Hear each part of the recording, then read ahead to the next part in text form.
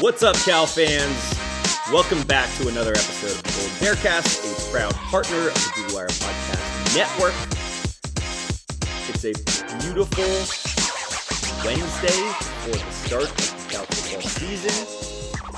I am Andy, one of the co-hosts. Alongside me, as always, is Rob. How you doing over there, broski?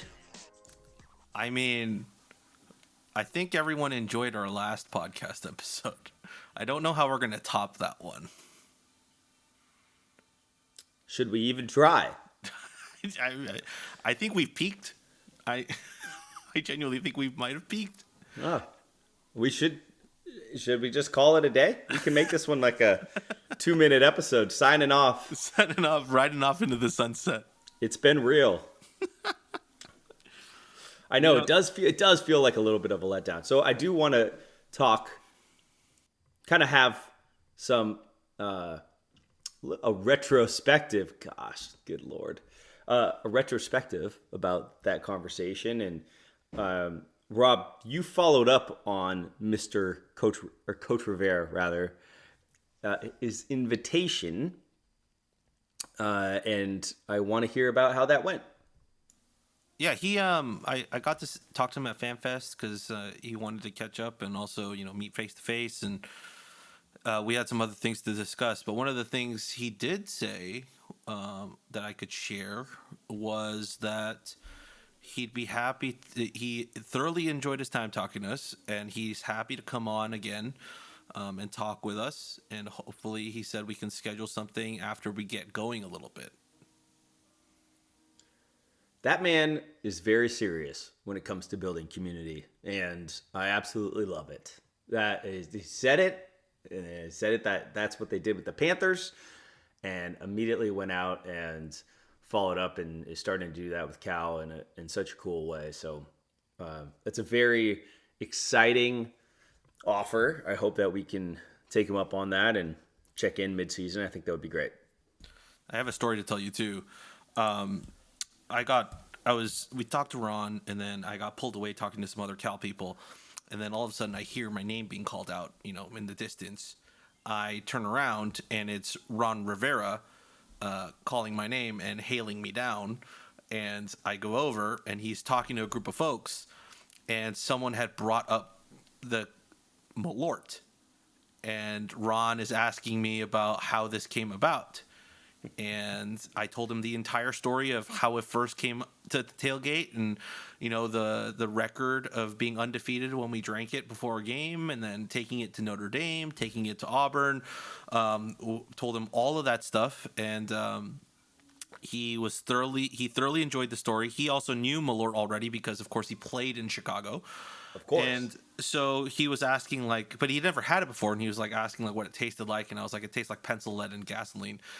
And then I was like, would you like to try some?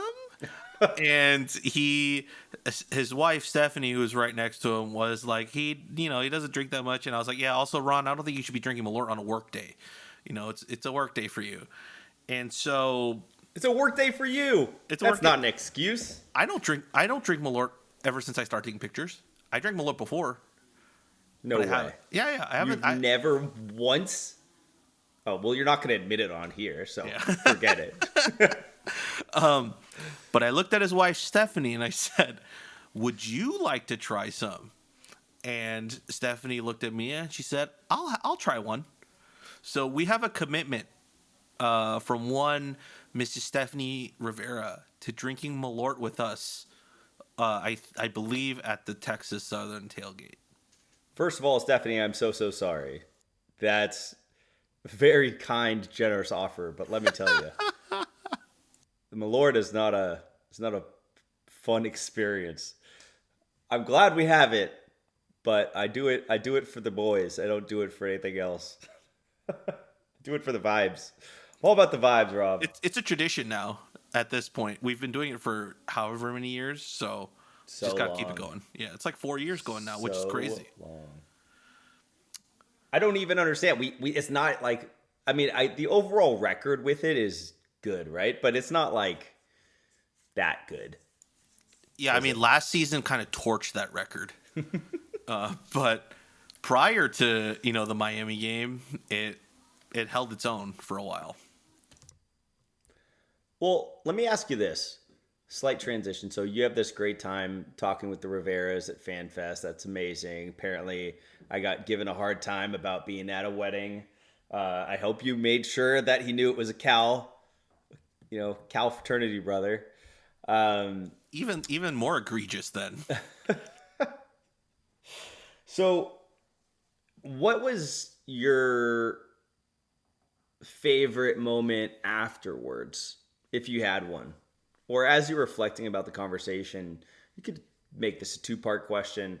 Favorite moment that happened afterwards, but then also if you have your own reflections about your favorite moment from that conversation that you wanted to bring back up. I think for me, the Mike Ditka story resonates hard. It explained so much of his demeanor, how he talks to people, how he holds himself in conversations, and easily tied into that was him and how he handled himself at the fan fest, because he comes out and he's there. He just kind of comes up the stairs and he's just on the Golden Plaza, right? And then everybody notices him, of course, and goes up to him and is like, thanks, welcome home, all of that stuff. And he's like, it's great to be back. And people start asking him for pictures and autographs. He did not decline a single autograph or picture. Like that story he told of Ditka, and then him saying that he gives back as well, was on full display. He would sign, take pictures, talk to people, and then he would take one step towards like the north end zone, like because he was probably going to go through there to get onto the field, and then another person or another family or another kid would ask for a picture or an autograph, and he would stop and he would do it, and he did that the entire way down the plaza up until he entered the stadium. And I'm sure he did it even during the game and after, or during the practice and after the practice as well. So like seeing that in real time, after seeing his reasoning and like history of how that started and why he does it, it's so much more meaningful. Damn. Incredible. I'm telling you, the follow through there, that's authenticity. That's saying something with intention and following through on it. That's amazing. It's a rare trait. Not everybody has that. And particularly with folks that have accomplished a great a bit of fame or status in their career, often I think get away from that. And it's just so cool how much he leans into that. I think my favorite is a simple one. I just love that he loved Spangers. It was a huge highlight for me. I like truly grew up going there. I mean, Rob, I took you to Joe's Taqueria. That's like an institution where my dad went in college. And then I feel like Spangers is the other one where I kind of grew up. Anytime we were going to go into Berkeley, like that's where we would go, get that bread bowl. And yeah, it was truly an institution. It was amazing that he highlighted a restaurant that actually wasn't even around anymore, and one that I think was such a core part of growing up. But I think that's the cool opportunity here. It's connecting back this Cal program to the roots, right?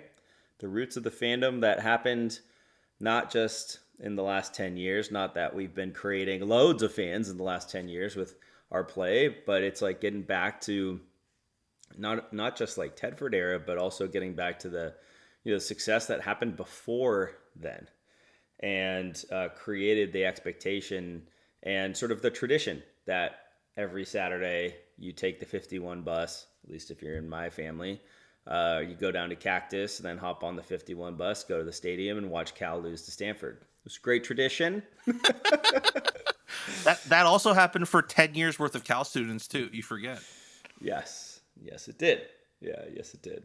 So I'm really excited. I think it's going to be interesting to see how quickly all of that can happen. And I think that the one thing that it remains with me, and we'll see this in some of the predictions, is that as exciting as this is, I can't get over the fact that Vegas still favors Oregon State this weekend on Saturday.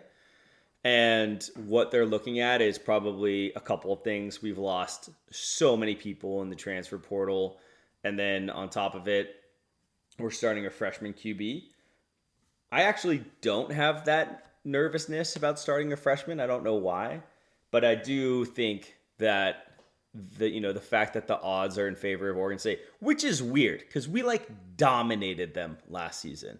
Dominated them. It was, and like the gap, let's not forget that the gap that NIL created is still here. It might level out, but probably not. And so that's still a thing. But I don't think Stanford losing to Hawaii helped us gain any confidence. And 100%. It's just going to be, I guess we'll use this as a transition to go into the prediction, but I think it's going to be really interesting as we sort of weigh two things. The changes that Ron is clearly going to make in regards to and expectations. And also, I should say, not for nothing, that Rich Lyons has communicated and backed, those changes and that vision for football. But how fast will we actually see that translate to success on the field? And I don't know.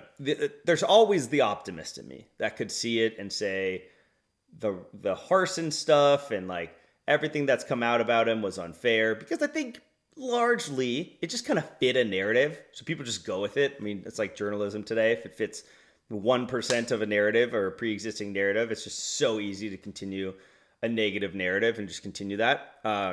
It's truly how I feel about a lot of the Auburn stuff. But at the same time, there are certainly some folks that have said he's not the most happy-go-lucky person they've interacted with. And so I think that as we think about this upcoming season, the optimist in me says we run it like Boise State and we can have a ton of success, really creating a new identity. Maybe that means 8-4 and a building block season to push into building back that optimism, where I would come into these season prediction pods and be 9-3 or 10-2 or whatever crazy things I used to say. But for this year, you're still gonna get tempered down Andy here. I'm not back to my freewheeling and dealing self quite yet. I'm slightly saddened that we're at the start of the season and you haven't gotten to full fever pitch yet. It's a new era for sure. Not having you being the 100% hype man, but I think a couple things that you mentioned I hold true. I'm not as worried about us starting a true freshman quarterback as well. I think in terms of Vegas, that's probably the kicker difference, is that we have a true freshman quarterback, which they have no data on, versus Oregon State starting Malik Murphy, who was a pretty decent quarterback for Duke last year in the ACC. So that's probably the biggest differentiator. And it's not the line's large either. I think it was 2.5, 3.5, I believe. So that's what they're probably banking on, is just our quarterback makes one more mistake and their quarterback probably doesn't make one more mistake. We could talk about Jared and stuff later too, but yeah, I'm kind of in your boat. It's we just dropped the season predictions for most of the writing staff at Right for Cal, and it's largely varied. It goes, there's people that think we're going 5-7 all the way up to people that think we're going 9-3, 10-2. So the uncertainty of the year is probably the only thing that's certain. I need to just quickly look up what Nick did, because I remember he said, oh, look at that. A lot of 6-6s, baby. Rob, your prediction was 10-2. Hell yeah. Wait, is that this year? That's this year? Yeah. Oh my gosh. Where's Nick? Where is Nick? Nick He's not didn't in submit. here. Nick didn't submit one. He has one for the Oregon State game, but he didn't get it in time for the He season. promised last year. He promised last season he would never go above 6-6 ever again. Yeah. He's said that in the staff Discord of like, I can't go higher than 6-6 until I see something that shows me that we can be better than 6-6. He's like, maybe I can say 7-5, but like beyond that is like he needs to see something first. Now that I've completely blown this for you, let's just go right into the record prediction. So I am indeed 6-6, 500. Shouldn't be a surprise, I don't think, to anybody. I'm totally aligned with what Nick said. Prove it to me. Let me see it. I've gone with blind optimism for too long. But Rob, let's talk about 10-2. Wait, no one wants to hear us talk about 6-6. No, but I need the is your rationale behind 6-6 like your rational thought process, or like your optimism levels out at 6-6? You mean like I'm saying like 6-6 is the ceiling? Yeah. No, I think 6-6 is just sort of like what I think it will be. Okay, cool. Because okay, yeah. but- Then I can readjust, because the 10-2 thing for me is more of just, this is what I think the ceiling could be. Whoa. I don't want you to readjust. Oh, let me tell you what I think is going to happen. All right.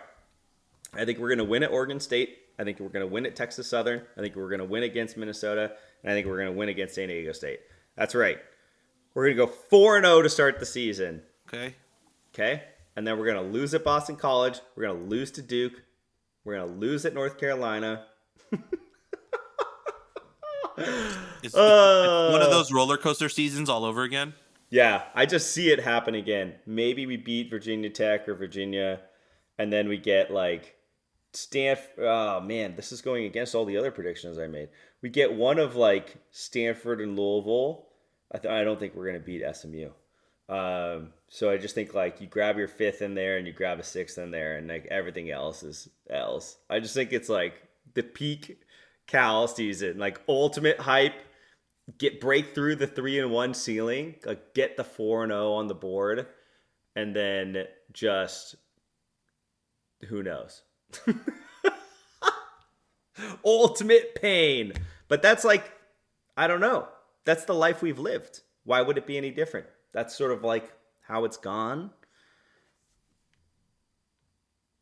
I don't know. Let me hear 10-2. I mean, I feel like something would have to have gone drastically wrong for us to fall off a cliff like that. You could say that last year too. I know, if we started off 4-0, and we kind of did, because Jaden got hurt, didn't play for a while. Cade got hurt, didn't play for a while. Like a lot of our depth just got derailed. Oh wow! I think that is very, very generous revisionist history there, my friends.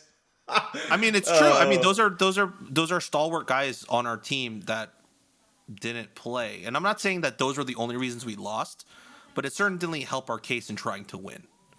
I mean, particularly help after our case, but there was coaching decisions that were made. There were like in-game things that were, I just think. There's a little bit more nuance to that one, if you will. But so I can't let you get fully away with that, but I'll let you get away with it mostly. But yes, let's go to the full opposite. 10-2. Like let's digest. Like, I mean, look, if you read the blurb that I said on the site, which is, I'll read it out to you. Football gods, universe, multiverse, timeline. Everything collides and goes full tilt to give the Cal fandom a season to remember after last season's fandom explosion with game day in Berkeley. That's what I mean when I say like that's the ceiling pick for me. Is like I'm gonna talk about my rational, where my head is picks at some point, but I think if everything falls right, like the schedule's not that difficult. There are some key games that are gonna be tough outs. But if it falls right and Jaren develops at the pace and the trajectory we expect him to, like barring him like either being a dud or him going supernova, like I feel like we have enough steady things to be able to get to that, particularly because of the teams that we're playing. And the teams that we're playing, I'm rating them at their current place, right? Like no one could have expected, SMU to be that good last year, or if some ACC team has like an Indiana type year. So it's just who we're playing against. I think strength of schedule wise, we have one of the easiest schedules, at least according to analytics. In the country, without a doubt. Yeah. Let me say this: it's not hard for me to pull and say, okay, maybe we go 5-0 to start the season, lose against Duke 5-1, beat North Carolina 6-1, lose against Virginia Tech 6-2, beat Virginia 7-2, lose to Louisville 7-3, beat Stanford 8, and lose to SMU, so 8-4. Like I can get there with that. I really can. Like that's not. It doesn't take mental gymnastics. But the 10 is. I didn't even look at the schedule and where my 2 losses would be. I was just like, let's just have fun with this one. Well, you had the most fun of anyone. Well, I mean, I was looking. I'm the one that aggregates this, right? And I was looking at all the writers and what we had, and it was like we had the low of 5-7, like all the way up to like 9-3. So I was like, okay, I'll toss in a 10 win in there just so we have it, just so we have every base covered. Oh, you can't say that on a recorded line, my friend. You're telling me you saw the results and then changed your answer? That's like cheating on the test. No, I didn't change my answer. That was my answer from the start after reading everyone's, because I had to put everyone's in first. Oh boy. Just digging yourself. Yeah. So the one thing I'll say is Christopher H being at 5-7, and what he wrote spoke to me more than anything else. Is basically just, this sort of like declining love, like declining,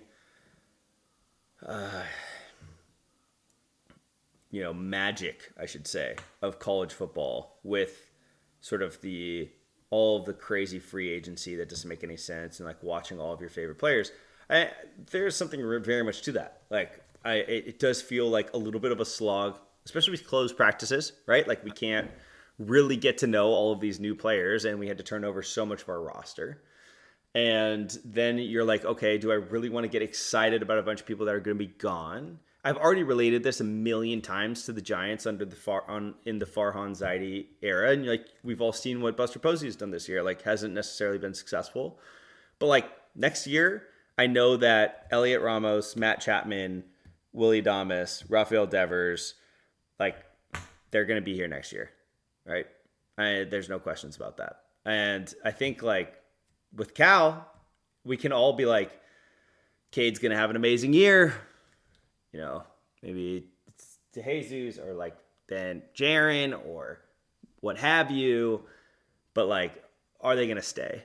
And then you sort of get into that where it's like, do you want to get yourself so excited just to have your heart broken come December? It's not even like spring. It's like come early December. Do you want to be heartbroken? And I think, I don't blame anybody that like went through this with Fernando and like rode the entire journey and was like, love Fernando, 98 yards of my boys. And then ultimately was like, that sucks. Now he's on Indiana. Right? Like that's a lot to go through as a fan. Yeah, I mean, you're not wrong. The fun thing about Christopher H's 1-2 is like that first line. I don't know if this says more about me or more about Cal football, but this is the first season I can remember since attending Cal that I'm not drunk off the Cal Flavor Aid in the preseason. Fun fact about Christopher, I don't think he'll mind me sharing this, but this dude was like Carmen Sandiego this offseason.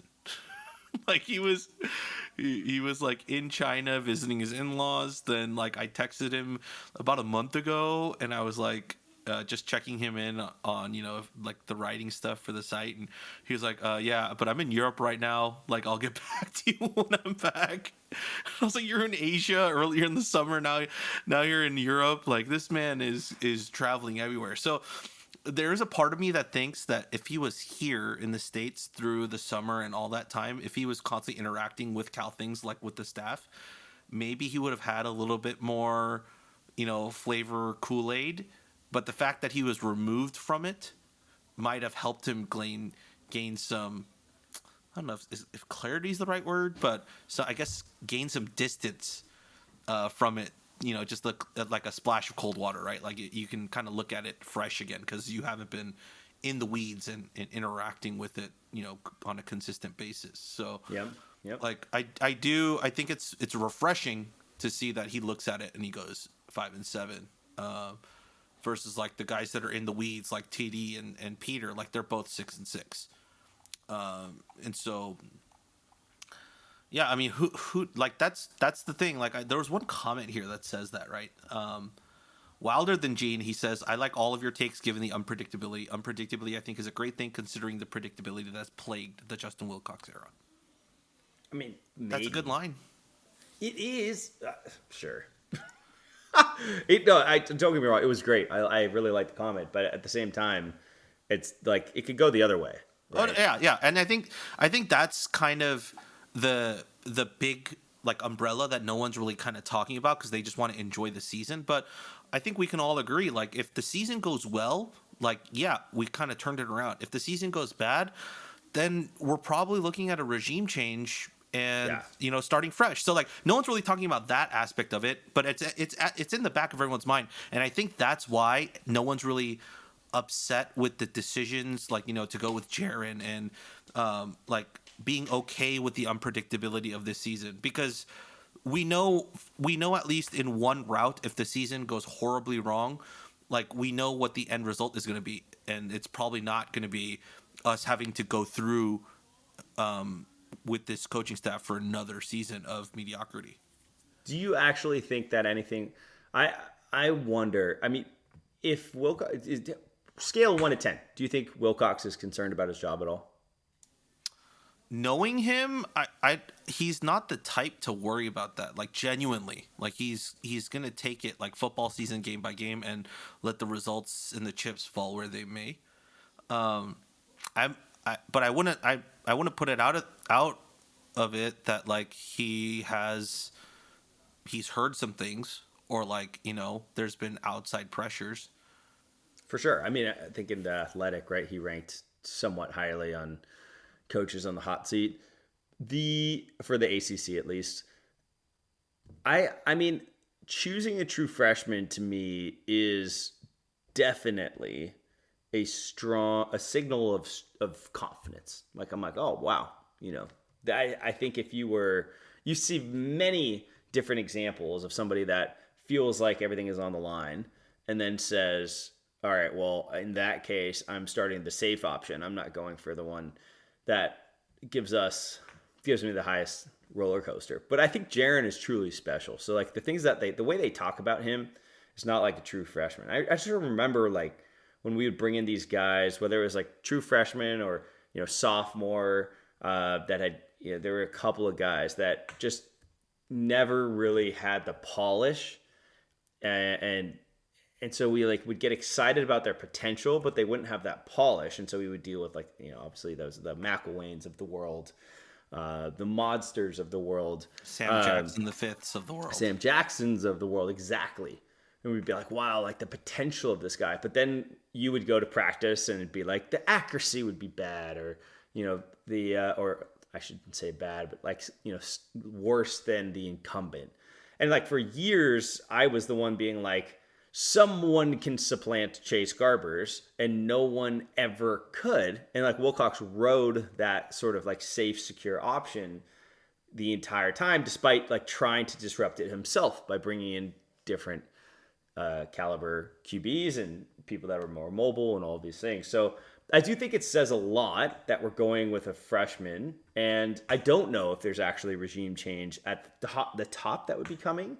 But I do think like if you and we said this before, like when the new coaching staff came in with Rolo and Harsin and the political views and all of that stuff, if you fail pretty loudly right now. So for everybody's sake, I hope that there's a little bit of that pressure. Like, hey, our jobs are kind of on the line here, so let's go out and make some noise. And if you could become Boise State of the ACC when the ACC is basically like 3 competitive teams, you're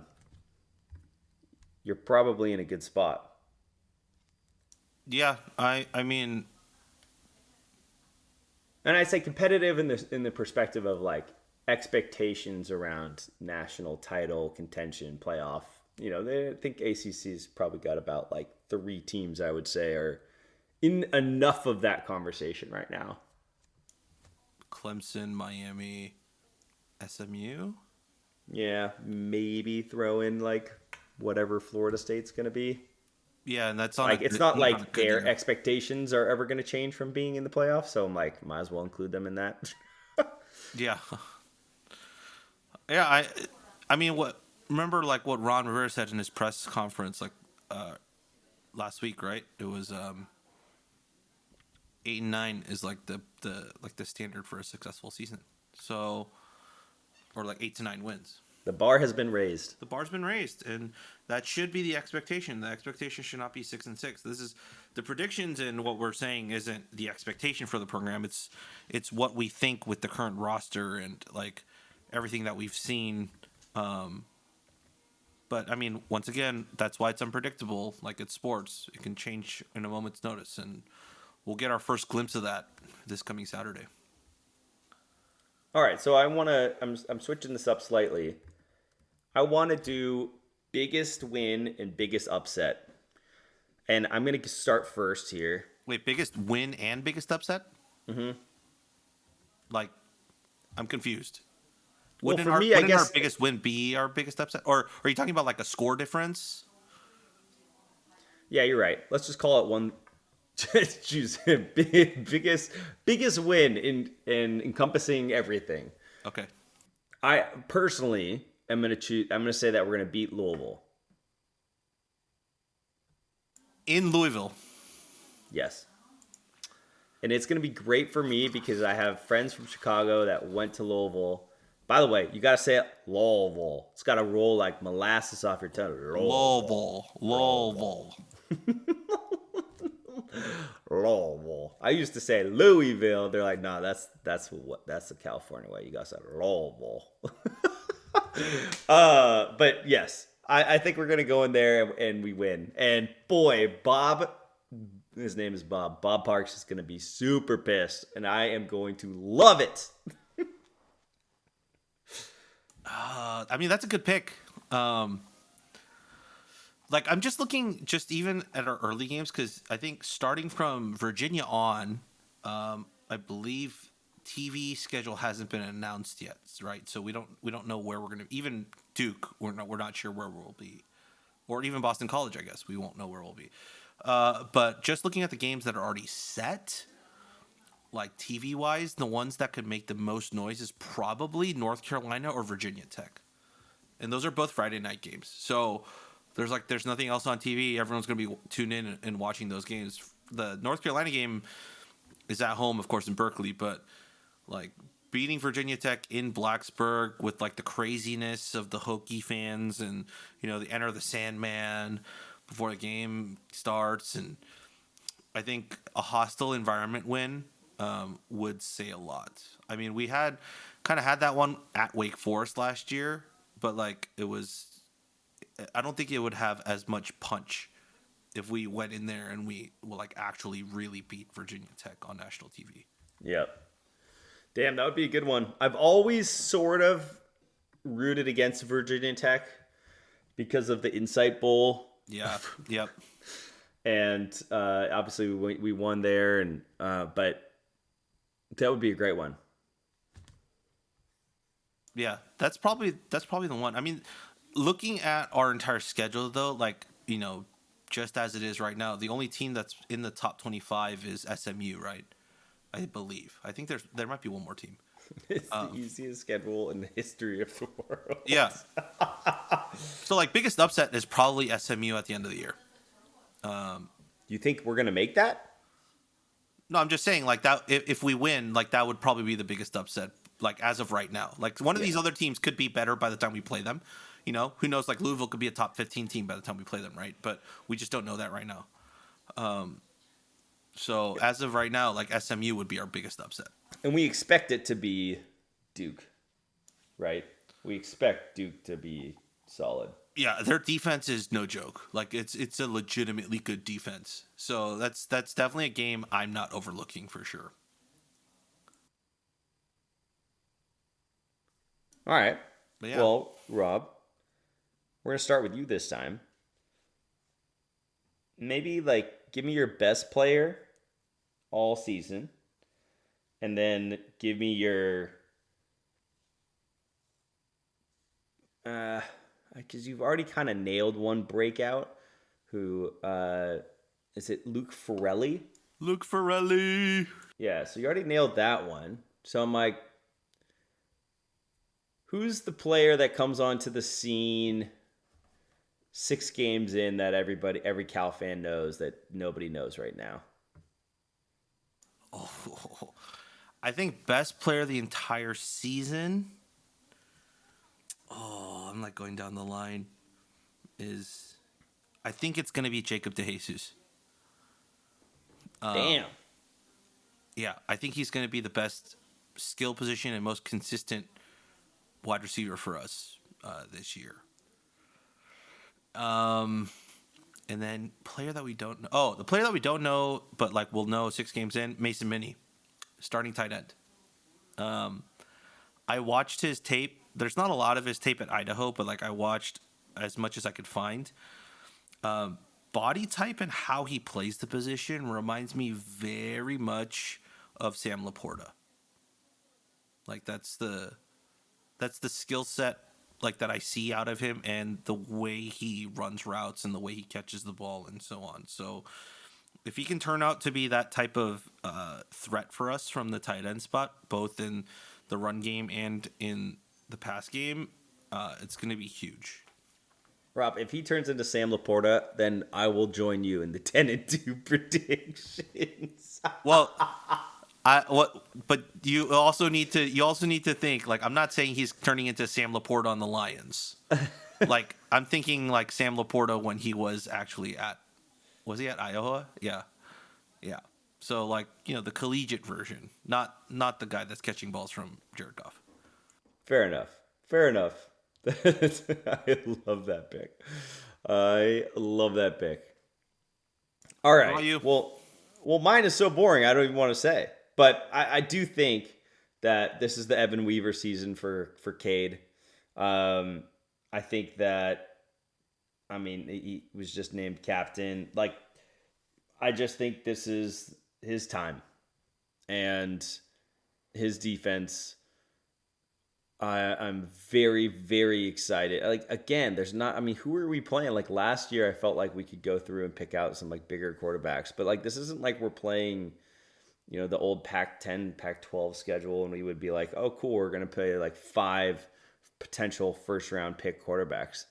I'm just very convinced that this is his Evan Weaver moment, and I'm so excited to watch him rack up 16 to 20 tackles a night and get first team all ACC, and hopefully he's moving on to a great career in the NFL. Yeah, I mean, Cade's big thing is how much production can we get from around him, right? Like, we know this defense and under Wilcox, right, likes to funnel all the runs and the majority of the action in towards the inside linebackers. So I was talking to Wet Beefs today on Twitter and just talking to him and being like, look, I want to see if he agrees, which he does, is our A gap integrity and filling the gap properly was stellar last year, but our other gaps and setting the edge from our front seven wasn't as great, and that's what led to so much of our run defense just getting broken down play after play. Yeah. So if we can get a couple of guys to be able to fill those gaps and those holes and set the edge properly, and then funnel it towards Cade, then I'm 100% with you. I think he can have an explosive year in terms of statistics, because the defense is molded in that way, particularly in the run game. We literally lost the Pitt game because we didn't set the edge properly. Yeah. Yeah. That's really well said.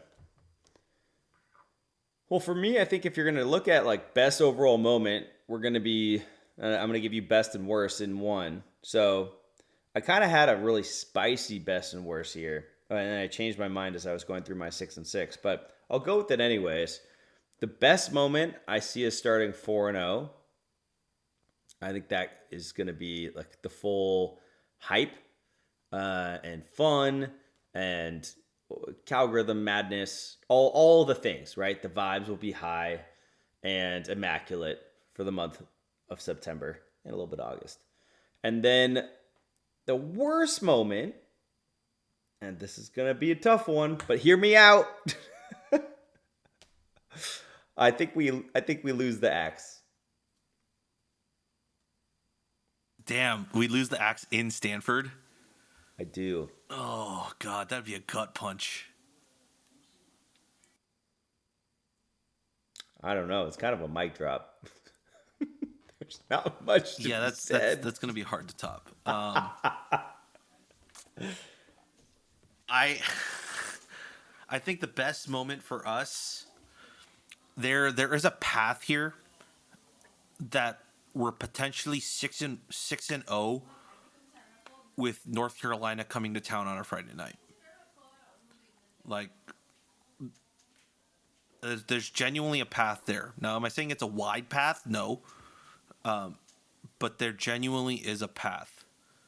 And the tell for me is not going to be Oregon State. It's not going to be Texas Southern. It's going to be Minnesota.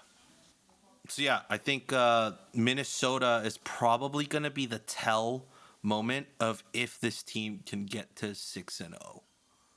Because if we can run the ball against them, it's gonna allow for Jaren to actually try and get some throws in against another Power 4 opponent. And he's going to be facing probably the best safety he'll play all year in Coy Parrish. So if he can do that and use that as a learning experience, I think it bodes well heading into that. And also, like, I don't know if we've talked about this, but my expectation is that we're going to run the ball hard against Oregon State and Texas Southern. We're going to protect our quarterback, and we're going to establish that. And if that's on the game tape for Minnesota, then Minnesota is going to be, and we were successful, then Minnesota is going to be, eyeing in on our, or like, zoning in on our run. And that's going to allow some chances for Jaren to make some throws. And so we'll see if they let him rip a couple and see some success there. Yeah, kind of like finally turning him loose in that game, right? Yeah. Agree with that. It's a huge. If there's any game that I sort of doubt myself on with the 4-0 thing, I mean, obviously it's the Minnesota one. I'm still kind of weirded out by the whole Oregon State favorite thing, but really it's the Minnesota game where I look at that and say, that's a big difference between feeling really good versus just like feeling good.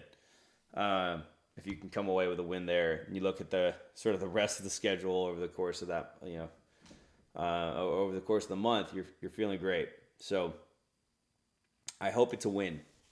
Yeah, I mean, there's a timeline here where we lose to Oregon State and then we start winning. Like, it for me, and Dan was over at my house yesterday, so we were talking about this. But it's, for me, the Oregon State game, I hope it's a win, and I think it's going to be a win.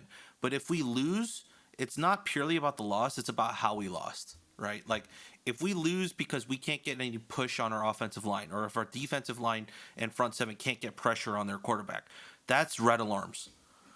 But if we lose because Jaren threw 2 picks instead of 1, and just gave them another possession to hit another field goal or to score another touchdown, then it's like okay, like that's what we get for running a true freshman quarterback as our guy out there, and we were just unable to finish it. And hopefully, he learns from that, and we build on it. So Yeah. there's like I'm not gonna say it's the end of the world if we lose to Oregon, but it's just a matter of how that loss occurs. Yeah. Yep. I mean I think that I agree with you as the like sane and like logical reaction to that. The emotional reaction is everyone will be like fire everybody. Oh, 100%. I would not argue the opposite.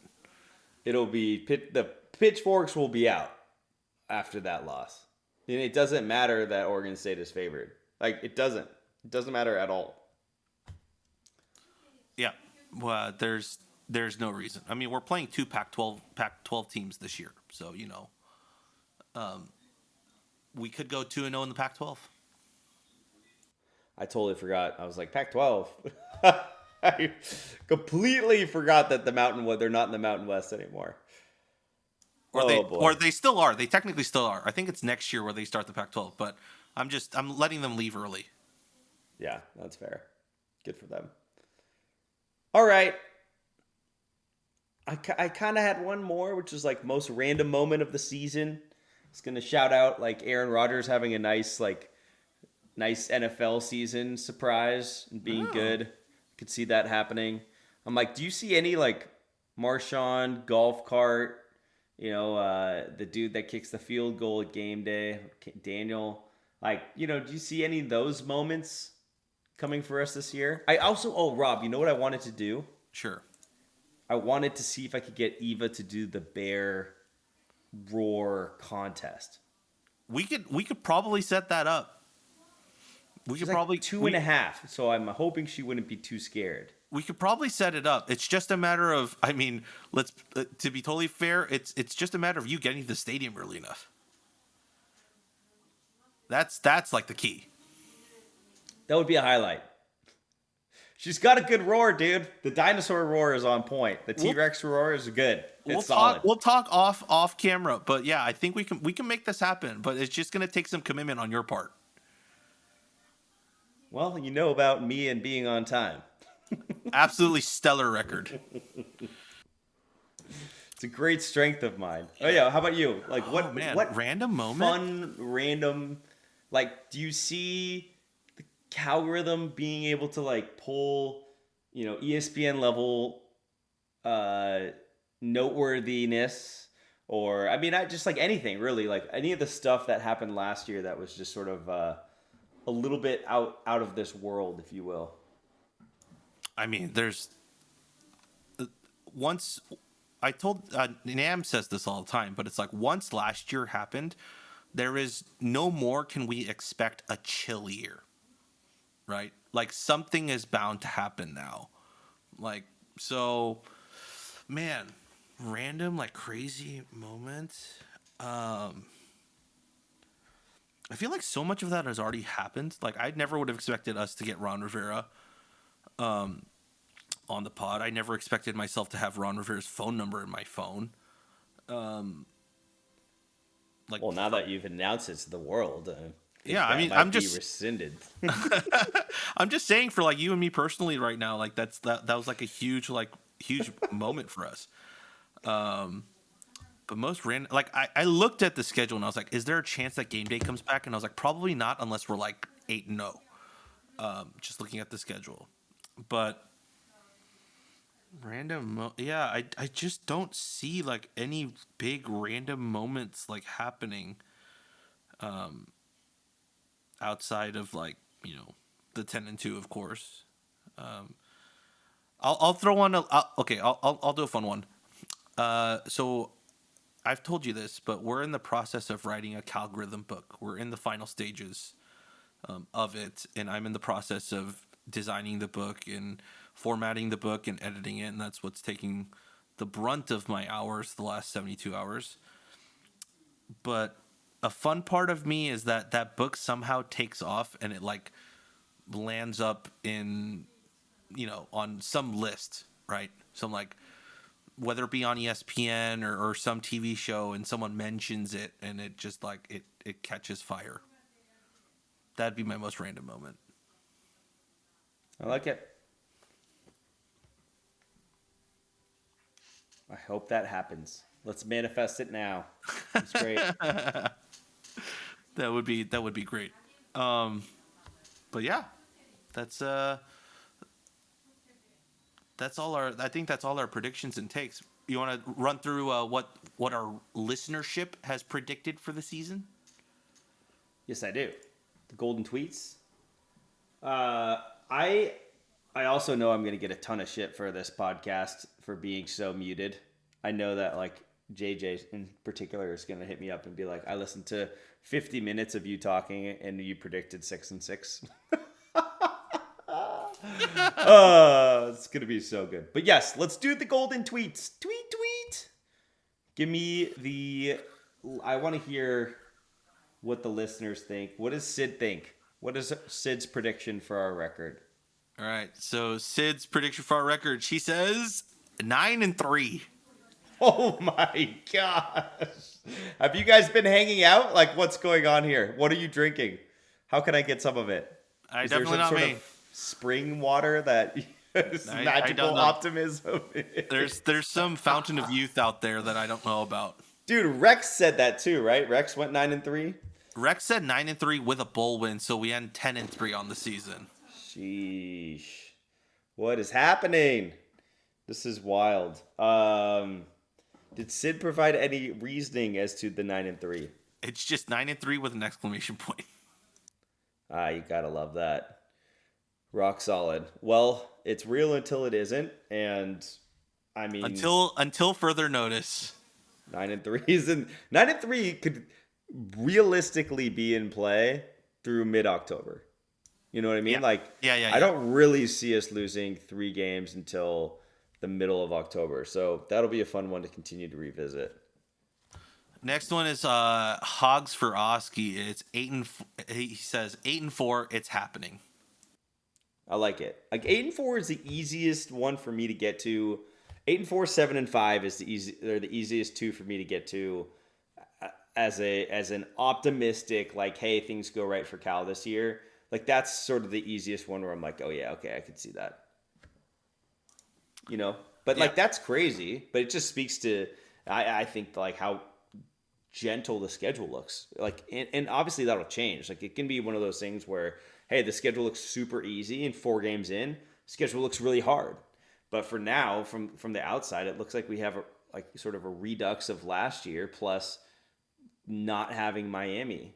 So it's like, all right, and we don't have Florida State either. So, I think it's tough with the schedule right now to look at it and say, like, I couldn't tell anyone that I don't see 8-4 in that. You know, it's just like, it's not that hard to see those wins.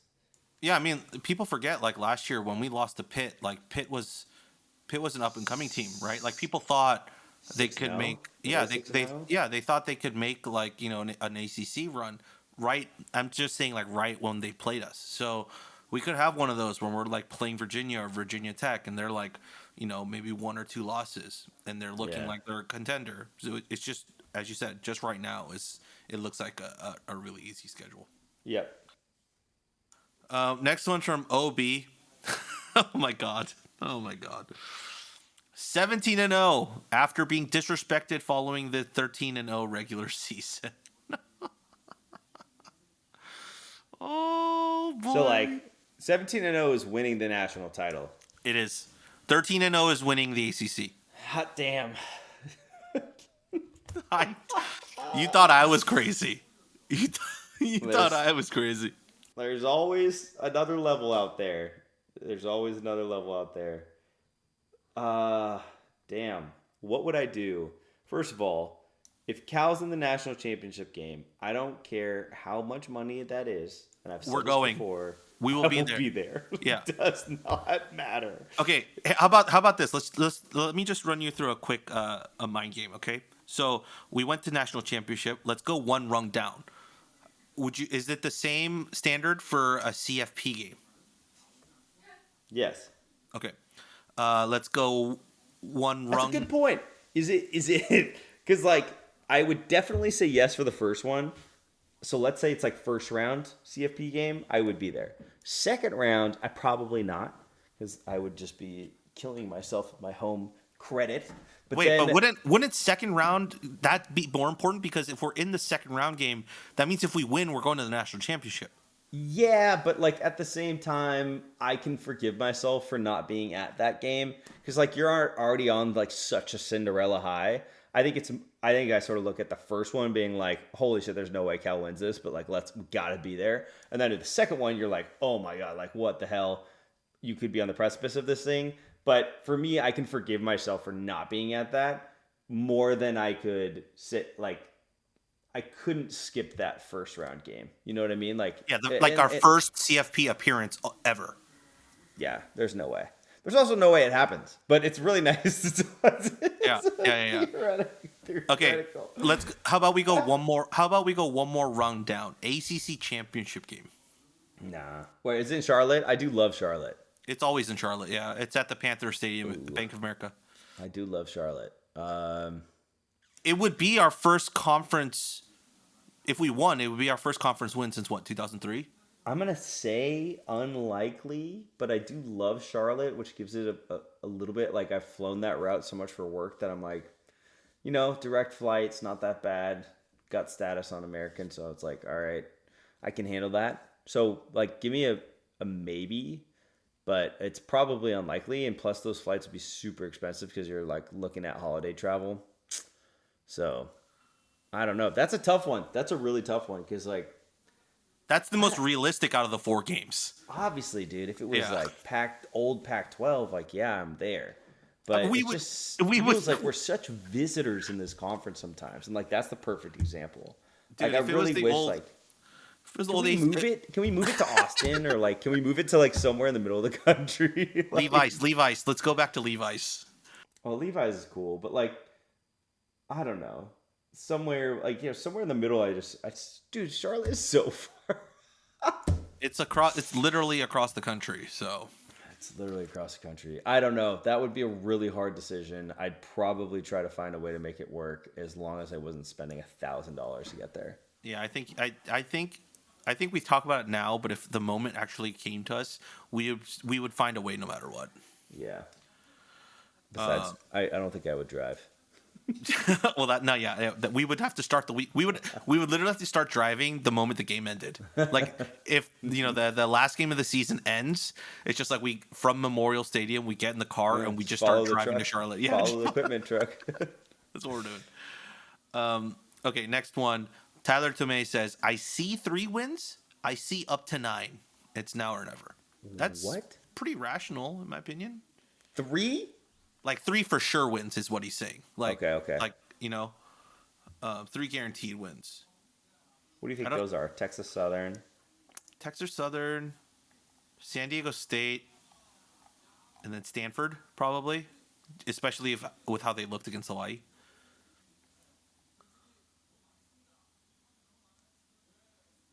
Damn, that's crazy. That's actually a really good way of looking at it. I don't know if I actually see 3 guaranteed wins.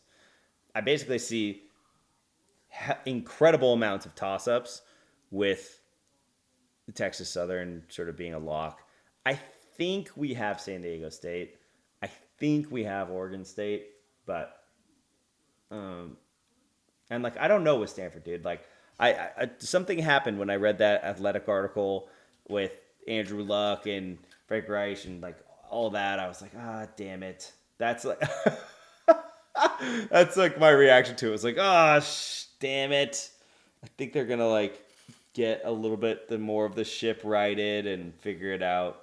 I think they'll figure it out. It just won't be this season. Yeah. Okay. Well, next one. Anthony Baran 7-5, and JKS wins ACC Freshman of the Year. Cool. Love it. Probably our most realistic prediction so far. Yeah, easily the most realistic. Next one is Cal gonna Cal forever. 8-4 plus a bowl win, so 9-4 at the end of the season. Dude, that would be a stellar season. Yeah, it'd be the most wins we've had since God knows how long. In Wilcox history.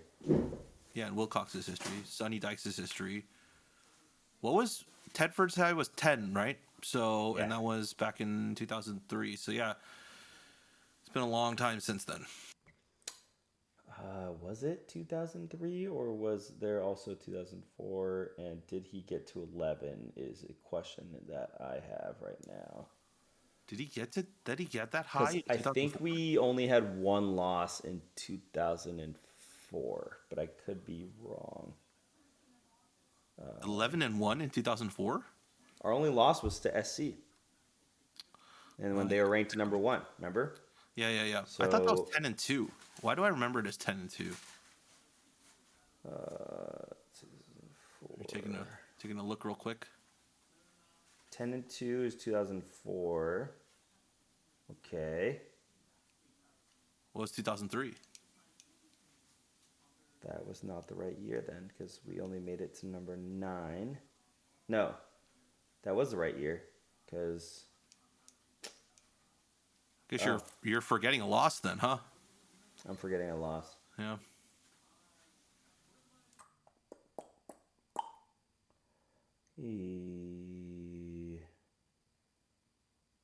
Just this is what happens That when was we're that not. was the year, dude. That was the year. was the year. Oh wow, 10-2. Yeah. Damn, I'm definitely forgetting a loss. What loss did I forget? Let's see. So SC was the one loss, and what was the other one? Oh, that's garbage. They count the bowl game as the second loss. That's ridiculous. I'm taking that as a largely correct. It was 10-1. Did we only play 11 games that year? Yeah, Oh, that's strange. yeah. Okay. Back in the Pac-10 days, dude. Oh, that's true. Yeah. Makes sense. Yeah, Yeah, we only had one loss, and it was So to SC. 10-1. 10-1. Yeah, 10-1 is insanity. Yeah. Okay. Next one is from Golden Bears. He says 9-3. I can't remember if I win a steak dinner in that scenario or not. 9-3. Yeah, I need to remember what the bet was. I cannot remember if I get the steak dinner or not. That's very important. I think you don't, right? I thought you had to pay for it. I know. I can't remember. Yeah. If I remember correctly, you have to pay for it if it's 9-3. But you'd be happy to pay for it because we are 9-3. Yeah, it's like not even a thing. Probably be paying for it in Charlotte. That's probably what's happening. Yeah, the Friday night before the ACC championship game. Exactly. The very nice steakhouse, living life, loving life. Yeah. All right, last one's from Driscoll McDoza. Says 15-0 until further notice. Where does 15-0 land us? So 13-0 means we won the ACC championship game. 14-0 means we won our first CFP game. 15-0 means we won our second CFP game. So we would be in the national championship game. Is 15-0. Wait, is that right? Did I do my math right? I don't know. Didn't someone else say 17-0? Yeah, dude. I need to look this up. Yes, you do. You know what you could do? Chat GPT that. Schedule for the 25, Let's see who wins. 24-25 playoffs. So we got first round game, quarterfinals, semifinals. So you'd have to play 3 games. Or if you weren't, you don't have to play 3 games. You're only playing 3 games if you're not you don't get the first round bye. So if he's saying 15-0, that means we got a first round bye and then we're into the national championship game. If the other guy is saying we didn't get a first round bye and we won all our games.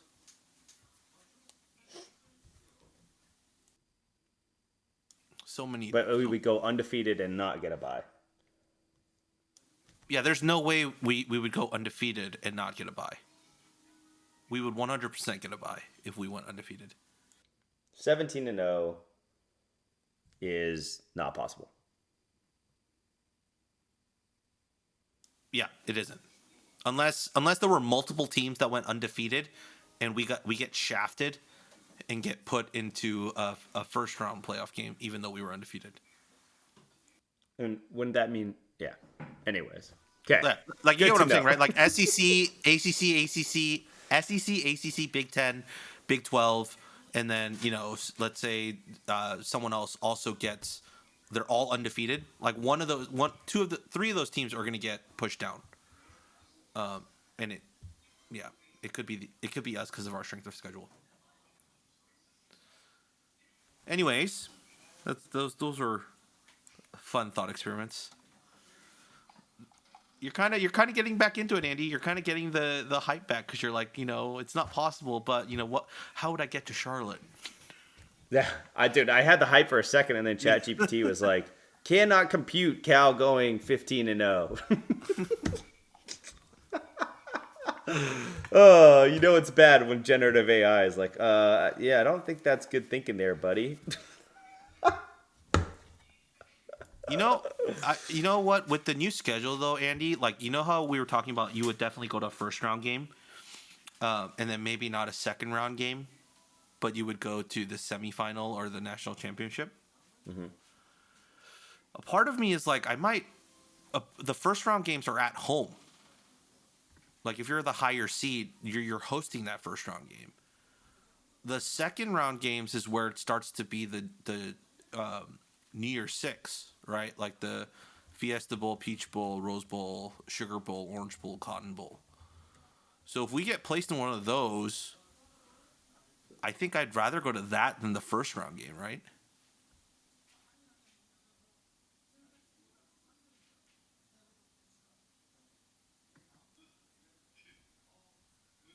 I don't know. I think I'm hypotheticaled out. My brain can't process it anymore. Yeah, it's a lot. It's a lot. There's a scenario here where we knock out both a CFP appearance and a Rose Bowl all in one off season, and that would be wild. The Rose Bowl, I Rose Bowl, really don't think I'm going to get a Rose Bowl in my lifetime. the Rose Bowl is a quarterfinal, at least this year. Wow. So we'd have to make it to the quarterfinals of the CFP. It's fun to dream, my friend. It is fun to dream. It's always fun to dream. But that's why it's the start of college football season, and it's right around the corner. We are almost there, folks. I don't know when people are going to be listening to this, but if you're listening to this, I'll probably push this on Thursday. So if you're listening to this, you're only 2 days away from Cal football being back. It's been a long off season, but we're here. Oh, it's so good to be back. So good to have like actual film that we can talk about. I know, exactly. Yeah, that's pretty much it for us on this predictions pod. It's not like our usual predictions pods, but hopefully you enjoyed this one, and get ready for our post game recap shows come next week. But in the meantime, you can get ready with all the predictions, the previews, all of that over at Right for Cal.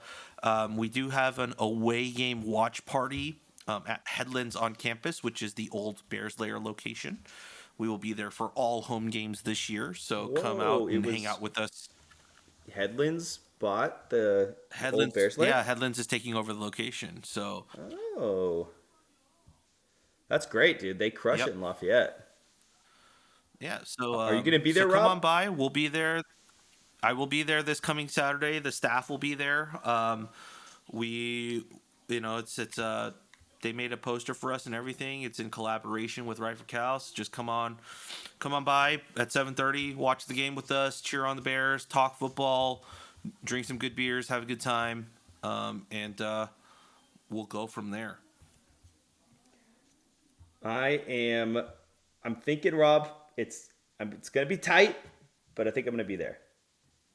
You know what's if Nam's going to a wedding before the Oregon State game, and he's gonna leave the wedding after the ceremony and come to Headlands to watch the game. He'll miss like maybe the first quarter ish, but that's his plan right now. So whatever you can do to get there, you should be there, Andy. Okay. All right. I will. I am going to plan on it. All right, cool. So yeah, you can come and meet both me and Andy if you come to Headlands on campus. And the potential Saturday. future champion of the Bear Growl in Memorial Stadium. Potentially. She's got this. I got a lot of confidence. It's a good roar, dude. It's a good roar. It is. All right, well, that wraps it up for us here on the Golden Bear Cast. And as always, go Bears. Go Bears.